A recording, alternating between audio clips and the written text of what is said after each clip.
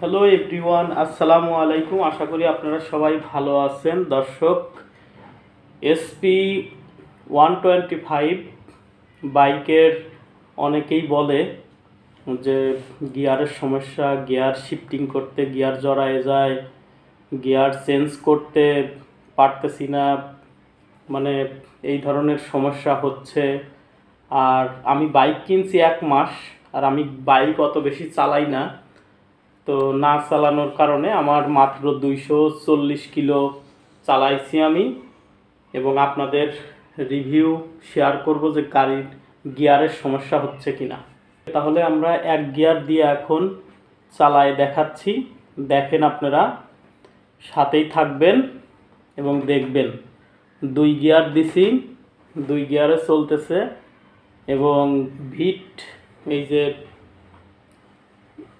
পার করলাম, আমার কাছে ভালো চলতেছে। এখন দেখা যাক পরবর্তীতে কতটুকু চলে কি না চলে, সম্পূর্ণ আপনাদেরকে দেখাবো। এবং অনেকেই বলে যে পিছনের যে সাসপেনশন আছে এটা ভালো খেলে না, তো অনেক হার্ড।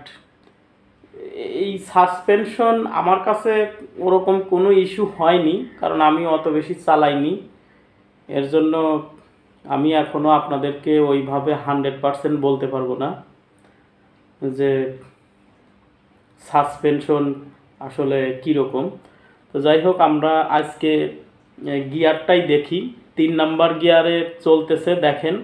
4 নাম্বার গিয়ারে দিছি, চলতেছে ভালোই।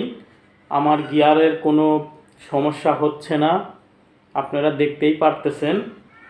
এবং আমি কিন্তু একদম ভিড়ের মধ্যেই চলাফেরা করতেছি। এই যে 4 নম্বর গিয়ারে ছিল, এই ভিট পার করলাম এবং 2 নাম্বার গিয়ারে কিন্তু চলে আসছি। আমার কিন্তু কোনো সমস্যা হচ্ছে না। এখন আবার 3 নাম্বার গিয়ারে দিলাম, 3 নাম্বার গিয়ারে দিয়ে এখন 4 নাম্বার গিয়ারে দিয়ে চালাচ্ছি, আমার কোনো সমস্যা হচ্ছে না। এবং এই রাস্তায় কিন্তু মোটামুটি ভালো আপনার গাড়ি ঘোড়া চলতেছে, জ্যামও আছে, মোটামুটি খারাপ না। তো অনেকেই বলে যে এই গিয়ারের সমস্যা হতে পারে, আমারও এরকম সমস্যা হয়েছিল। এই দেখেন কি করে, মানে অনিয়ম থাকবেই। হ্যাঁ, তো যাই হোক, এই দেখেন এখন আবার 1 নম্বর গিয়ারে নিয়ে আসলাম, এই খুব সুন্দর চলতেছে। এবং আমার প্রথমত একটু সমস্যা হয়েছিল, কারণ আমি অনেক বছর পরে গাড়ি চালাচ্ছি এই হোন্ডা কোম্পানির যে এসপি 125। এর জন্য আমার কাছে একটু সমস্যা মনে হয়েছিল, কিন্তু এখন আর কোনো সমস্যা নেই। কারণ আমার ভুল বুঝার কারণে এই গিয়ারের সমস্যাটা হয়েছিল। এর কারণে আমি আসলে মানে যে সমস্যার সম্মুখে পড়ছিলাম। দোস্ত, আপনারা প্লিজ আমার চ্যানেলটিকে সাবস্ক্রাইব করবেন এবং শেয়ার করবেন, যাতে এই গাড়ি যারাই কিনবে কি না কিনবে এটা সুন্দর দেখে সিদ্ধান্ত নিতে পারে। এবং টাকা আপনার, পছন্দ আপনার, কিনবেন আপনি, সব কিছু আপনার। তো আপনি যেহেতু কষ্টের টাকা, আপনার এই এত কষ্টের টাকা দিয়ে আপনি একটা বাইক কিনবেন। বাইক তো মনে করেন যে আমাদের মধ্যবিত্ত যারা আছি আমরা, যে একটা কিনে ওটা সেল করে 20,000 15,000 টাকা সেল এই কমে লস করে সেল করে তারপরে আবার আর একটা কিনবো, আসলে এইভাবে কিন্তু কঠিন। তো এর জন্য একটা বাইক কিনবেন, খুব সুন্দর মতো দেখে কিনবেন। আর অনেকেরই অনেক রকম পছন্দ আছে, তো আমার এইটা পছন্দ হয়েছে, আমার কোনো সমস্যা হচ্ছে না। এর জন্য আমি বলতেছি। হয়তো বা অনেকেরই সমস্যা হইতে পারে ভাই, এটা ইঞ্জিনের বিষয়। এটা আসলে সম্পূর্ণ যে টেকনোলজি, এআই সব কিছু মিলে একটা গাড়ি তৈরি হয়। তো একজনের কাছে একটা গাড়ি ভালো নাও চলতে পারে। তো আমার কাছে কোনো সমস্যা হচ্ছে না।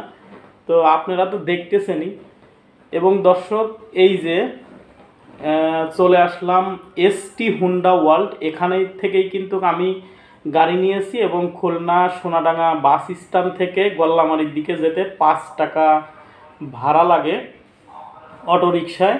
আপনারা চাইলে আসতে পারেন এবং আমার চ্যানেলে ভিডিও দেওয়া আছে, ওখানে সম্পূর্ণ অ্যাড্রেস দেওয়া আছে, নাম্বার দেওয়া আছে, আপনারা ডিসক্রিপশন বক্সে ভিডিও পেয়ে যাবেন, আপনারা দেখে আসতে পারেন। আমি এখন যাচ্ছি গল্লামারিতে এবং আমি অ্যাকচুয়ালি আছি খুলনাতে। তো দেখেন আমি কিন্তু গাড়িরও প্রচুর মনে করেন যে এই জ্যামে তারপরে কিন্তু মোটামুটি ভালোই টানতেছিলাম, 60ও গাড়ি টানছি। তো টান কিন্তু খুব সুন্দর এবং মানে যে ইঞ্জিনের যে শক্তিশালী সেটাও অনেক ভালো। আপনারা তো দেখতেছেন যে এখন কিন্তু 4 গিয়ারে আছে, আর আমি প্রায় 5 গিয়ারে এখন আবার দিছি। গল্লামারি চলে আসছি প্রায় আমি।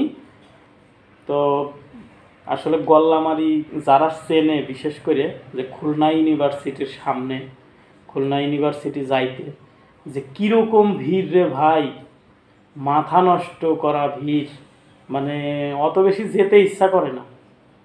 দেখেন 5 গিয়ারে 4 গিয়ারে এই যে গিয়ার চেঞ্জ করতেছি, খুব সুন্দর চলতেছে। এই যে 3 গিয়ারে দিয়ে রাখছি, তো চলতেছে, ভালো চলতেছে। আমার গিয়ার নিয়ে কোনো মানে সমস্যা হচ্ছে না, কোনো ইস্যু নাই। কিন্তু আপনাদেরকে তো বললামই সর্বপ্রথম আমার সমস্যা হয়েছিল, তো এর জন্য আর কি সমস্যার সম্মুখে পড়ছিলাম। কারণ না জানার কারণে যে গিয়ারটা আমি কিভাবে কি করব সেইটা আসলে জানতাম না, এর কারণে। তো এখন আমার 1 মাস পরে আমি মোটামুটি ভালোই নিজের আয়ত্তে নিয়ে আসছি গাড়িটাকে, এর জন্য আমার আর কোনো সমস্যা হচ্ছে না। আমি এই যে 1 নম্বর গিয়ারে দিয়ে এখন আবার ইউটার্ন নিচ্ছি, এখন গল্লামারির দিকে যাচ্ছি।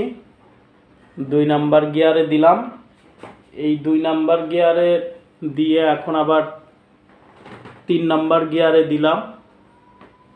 চলতেছে, একদম পারফেক্টলি চলতেছে। আপনারা বিশ্বাস করেন আমার গাড়িতে কোনো রকম কোনো সমস্যা হচ্ছে না ভাই।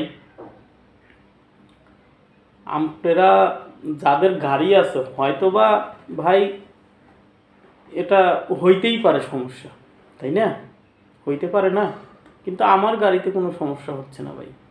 দেখেন মোটামুটি জ্যামও আছে অনেক, সব কিছু মিলিয়ে আর কি আপনাদেরকে তো দেখাচ্ছি যে এটা কীরকম। দর্শক আর একটা জিনিস জানাই রাখি, এইখানে কিন্তু খুব বাজে অবস্থা ছিল, খুবই ভাঙাচোরা ছিল। তো এই গল্লামারি যে ব্রিজ, এটার সামনে এবং ওই পাশে এবং এই পাশে, ব্রিজের সামনে তো 2 পাশেই কি করছে, কাজ করছে, পিচ ঢালাই করছে। আমি তাদেরকে অসংখ্য অসংখ্য ধন্যবাদ জানাই। সত্যি আসলে এটা খুবই, আমরা যারা এই জনগণ আছি তাদের জন্য খুবই হেল্পফুল, খুবই ভালো একটা কাজ করছে। যে এই জায়গাটায় দেখেন, এই জায়গাটায় এমন একটা অবস্থা ছিল যে বলার বাইরে রে ভাই, মানে খদ ছিল, অনেক খনন করা ছিল, এইরকম একটা মানে এরকম দেখা যায়। কিন্তু এই যে সোজা, এই সোজা যে রোডটা, এই রোডের যে সামনে ব্যারিকেড দেওয়া আছে, এটা আমি মনে করি যে খুলে দিলে সবচেয়ে ভালো হবে। হ্যাঁ, এটাই আর কি। তো এখন আমি গল্লামারিতে মেন হলো হাঁস কিনতে আসছি, দেখি আমি হাঁস পাই নাকি। এখন প্রায় 9টা বাজে। আপনারা যদি হাঁস কিনতে আসেন তাহলে গল্লামারিতে 7টা 7:30টার দিকে আসলে পারে সব ধরনের দেশি মুরগি, হাঁস সব কিছু কিন্তু পেয়ে যাবেন। আর আপনারা তো দেখতেই পারতেছেন দর্শক, আমার কোনো রকমের কোনো গিয়ার শিফটিংয়ে কোনো ইস্যু হচ্ছে না। এবং দর্শক আমি কিন্তু মাইলেজ ভালো পাচ্ছি। আর দেখেন গল্লামারির অবস্থা কি, আমি একটা হাঁস কিনতে আসছি, অন্য জায়গায় হাঁস পাই নাই দেখে গল্লামারিতে আসছি। এই যে ওইখানে হাঁস বিক্রি করতেছে, তো দেখি আমি হাঁস কিনতে পারি নাকি। 1 নম্বর গিয়ারে আছে, দেখেন এই যে পিছনে কিন্তু দিয়েও টুক করে একদম হালকা করে দিয়ে দিলে 0 হয়ে গেছে। এই যে দেখেন, এই যে 0, এভাবেও করা যায়, গিয়ার 0 করা যায় এভাবে। এখন আমি 1 নম্বর গিয়ারে দেব, 1 নম্বর গিয়ারে দিয়ে এখন এই দিক যাব, কারণ এখানে গাড়ি পার্কিং করার কোনো জায়গা না। সামনে একজন বলল যে সুন্দর একটা জায়গা আছে এই যে এখানে, এবং এটা হলো পার্ক। এই পার্কে জন প্রতি 40 টাকা নেয়, সেটাও আমাকে বলল। পার্কটা বলে অনেক বড়, একজন চাচা বলল আর কি। তো আমি এখানেই পার্কিং করে রাখবো এখন, আর হাঁস কিনবো।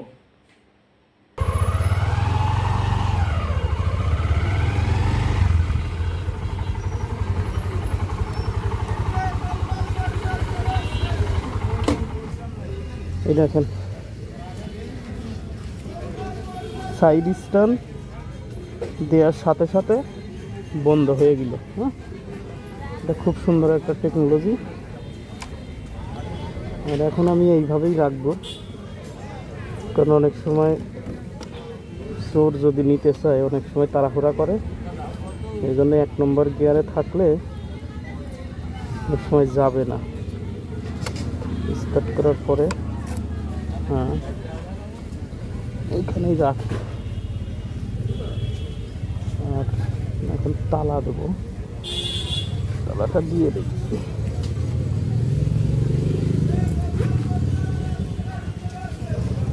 আপনাদের যদি কোনো কিছু এই বাইক সম্বন্ধে জানার থাকে তাহলে কিন্তু জানতে পারেন। এবং আমি এই তালাটা কিনেছিলাম, অ্যাসিড প্রুফ তালা, 1200 টাকা দিয়ে, খুলনা ডাকবাংলা খান্ডার এন্টারপ্রাইজ থেকে।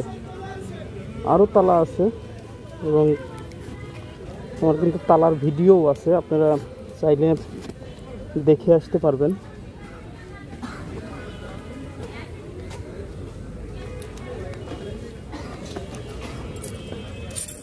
আর এটা কিন্তু ডুয়েল চাবি,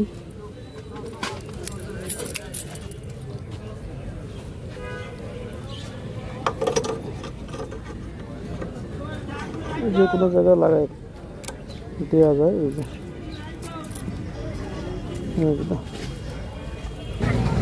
ভাই দেশি কত করে বিক্রি করতেছেন? 400 করে। আপনারগুলো কত করে ভাই? 450। 450। আমি তো নেব হাঁস,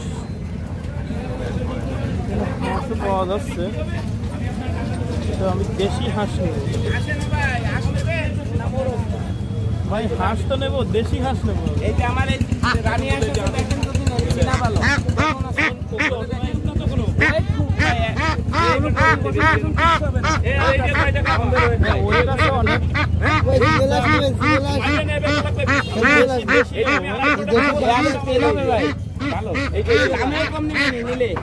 কত করে পিস? কত করে আপনি পিস নেবেন? হ্যাঁ পিস নেবো আমি ভাই। ও ভালো আমরা 10 বা 20 টাকা করে বেশি দেশি আসবা। আমি কত করে দেবেন? এই দেন 50 টাকা। ও ভাই 300 টাকা কেজি নেবেন? হবে না, ওরম দামে বিক্রি হয় না। কেজি কত করে?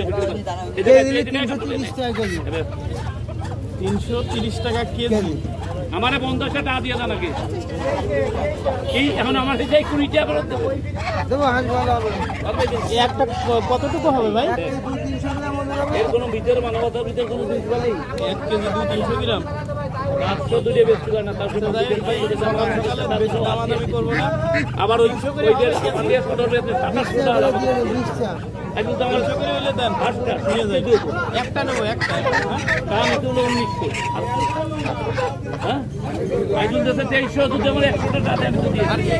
এইগুলো কত করে, এইগুলো কত করে ভাই? 400 টাকা। 400 টাকা কেজি। 300 টাকা ধরলে 400 টাকা 2 টাকা কম হয়। আপনার তো দিয়ে দেন 300 করে, ঠিক আছে? ওই 2 টাকা ধরে দেন। এবার 100 টাকা দেন, সিলাই দেবেন? সিলাই নেবেন না, পছন্দ না দিয়ে কাটি সিলে দেবেন। উনি কোন জায়গা? না না না, ওই পাশে যাওয়া যাবে না, ওই পাশের অবস্থা খুবই খারাপ। হ্যাঁ হ্যাঁ হ্যাঁ, ওই পাশের অবস্থা খুবই খারাপ। এখন বিল নেই তো ভাই, এই পাশে কোনো ইয়ে আছে? সত্যি এখন তো বিল নেই তো। কাঁকড়া কত করে ভাই? ও ভাই কাঁকড়া কত করে? টাকা আছে 300 টাকা কেজি। 300 টাকা কেজি কাঁকড়া। এর নাম কি কাঁকড়ার? এবার আছে বড় কাঁকড়া বলে রে। এ কি পুরুষ নাকি? পুরুষ। ও আচ্ছা, আপনি কি প্রত্যেকদিন এই জায়গায় বসেন কাঁকড়া নিয়ে? কাঁকড়া নিয়ে প্রতিদিন আসে না, আমাকে মাছ নিয়ে প্রতিদিন বসে। ও মাছ নিয়ে আসেন। আর ওনার কাঁকড়া আর একজনে। ও আচ্ছা আচ্ছা, 300 টাকা কেজি কাঁকড়া।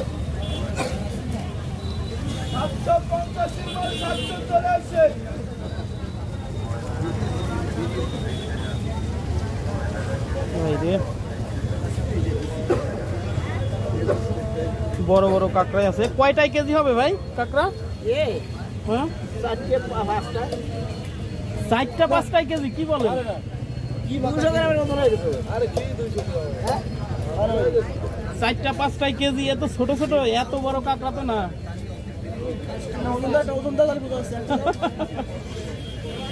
দেখেন তো একটা কত গ্রাম আছে, কয় গ্রাম আছে একটা? ও আচ্ছা, 6টা 7টাই কেজি, 300 টাকা কেজি। 280। আচ্ছা, যদি লাগে তো নেবেন, ঠিক আছে।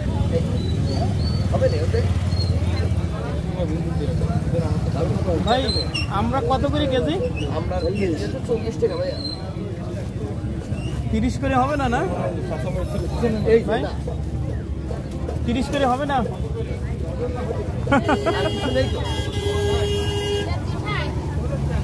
টমেটো একদম এই যা নেবেন আপনি 140 টাকা কেজি রাখা যাবে। যদি আপনার মনে চায় আমাদের আসেন, আমার যদি কমে পান ওই কথা থেকে নেন। ধন্যবাদ। আমি তো নিলে হয়তো 1.5 কেজি নিতাম। 1.5 কেজি 50 টাকা দেন, 5 টাকা বেশি করে। মানে 45 টাকা হয় আপনার হিসেবে। হ্যাঁ হ্যাঁ, ও আচ্ছা ঠিক আছে দেন, বড় দেখে দিয়ে। কাছে আসলাম 2.5 কেজি 100 টাকা, না ওনার সামনে আপনি ওর সাথে কথা বলতে পারছেন। আচ্ছা আচ্ছা ঠিক আছে, একটু 5 টাকা বেশি নিতে হবে, কিন্তু 5 টাকা কম হয় ভাই, কাঁচা মাল তো বুঝছেন। হ্যাঁ হ্যাঁ আচ্ছা ঠিক আছে দেন। আর 2 কেজি হইলে কত? 2 কেজি 60 দেন দেন দেন দেন দেন, 2 কেজি 60 টাকায় দিয়ে নিলাম।